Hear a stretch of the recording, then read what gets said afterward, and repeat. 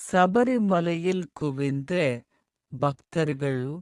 சபரிமலையில் ஒரே நாளில் 1,00,000 பக்தர்கள் தரிசனம். தரிசனம் கிடைக்காமல் பலர் திரும்பிச் சென்றனர். கட்டுப்படுத்த முடியாமல் போலீசார் திணறல். டிக்கெட் மையம் மாற்றம். சபரிமலை ஐயப்பன் கோவிலில் கட்டுக்கடங்காத நெரிசலை குறைக்க உடனடி தரிசன டிக்கெட் கவுண்டர் பம்பையில் இருந்து நிலக்கல்லுக்கு மாற்றம். தேசிய பேரிடர் மீட்பு குழு சபரிமலை ஐயப்பன் கோவிலில் கட்டுக்கடங்காத கூட்டம் அலைமோதி வருகிறது.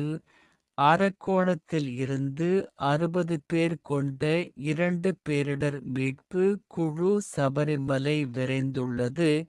நெரிசலில் சிக்கி பெண் பலி.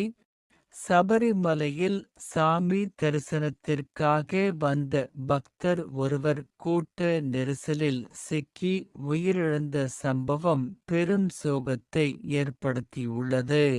கோழிக்கோடு பகுதியைச் சேர்ந்த சதி என்ற அவர் பம்பையில் இருந்து நீலிமலை நோக்கி ஏறும்போது அப்பச்சிமேடு அருகே மயங்கி விழுந்து உயிரிழந்ததாக கூறப்படுகிறது. சபரிமலையில் குவிந்த பக்தர்கள். சபரிமலையில் ஒரே நாளில் 1,00,000 பக்தர்கள் தரிசனம். தரிசனம் கிடைக்காமல் பலர் திரும்பிச் சென்றனர். கட்டுப்படுத்த முடியாமல் போலீசார் திணறல்.